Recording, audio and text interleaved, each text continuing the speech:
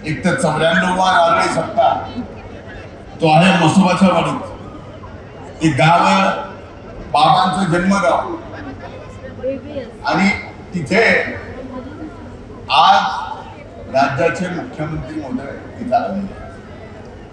आणखीन एक तिसरा संगम सांगतो, हे अनेक जणांना माहीत असेल, सुरेशांना तर अधिक माहीत असेल. तर या गावात आता शेवटी आपण राज्याचे मुख्यमंत्री जरी असला तरी भारतीय जनता पार्टीचे नेतेही आहात.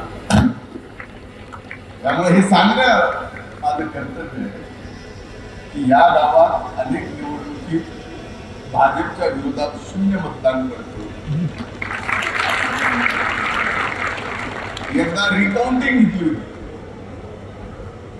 होती, त्याच्यात सुद्धा योग्य मतदान करून सुद्धा तशीच परिस्थिती निर्माण झाली होती. हा एक योग, तसं सांगायचं हे व्यासपीठ नाही, पण शेवटी समाजकारण राजकारण करत असताना काही दुर्मिळ योग जे जुळून आणतात ते आज या ठिकाणी जुळून आले. मला तर कायम विठ्ठलबाबांच्या आज्ञेतून, त्यांच्या आदेशातून या गडाचा आशीर्वाद, पुण्यतिथीची नियमित पूजा गेली 25 वर्ष करण्याचा दिला. याच्या पलीकडे मोठा योग जीवनामध्ये दुसरा कुठं असू शकत नाही.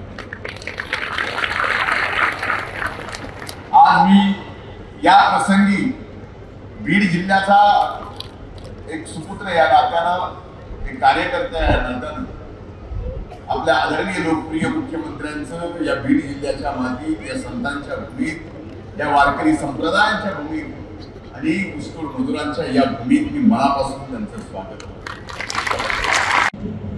ऊसतोड मजूर महामंडळ दिवंगत आमचं दैवत गोपीनाथरावजी मुंडे साहेबांच्या नावाने आपण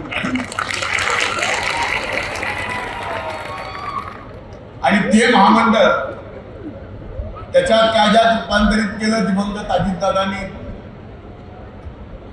वित्तमंत्री असताना त्याचे आर्थिक तरतूद ही 1 टनाला 10 रुपये कारखान्याने द्यायची अशी केल्यामुळे आता त्या महामंडळात आर्थिक तशी अडचण पण नाही.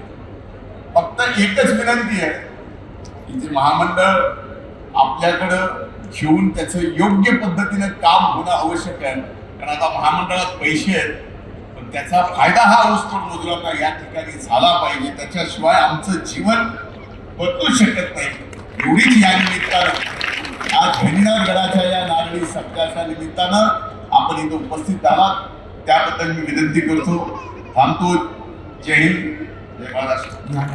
सप्त्याची परंपरा ज्यांनी चालू केली, पॉइंटर करा म्हणा, तुझे पॉइंटर करा.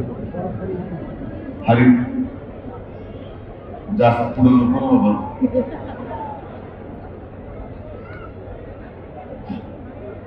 संत हरिभक्त परायण सद्गुरु वामन भाऊंनी ज्या नारळी सप्त्याची सुरुवात केली, त्या सप्त्याला यावर्षी 94 वर्ष पूर्ण होतात.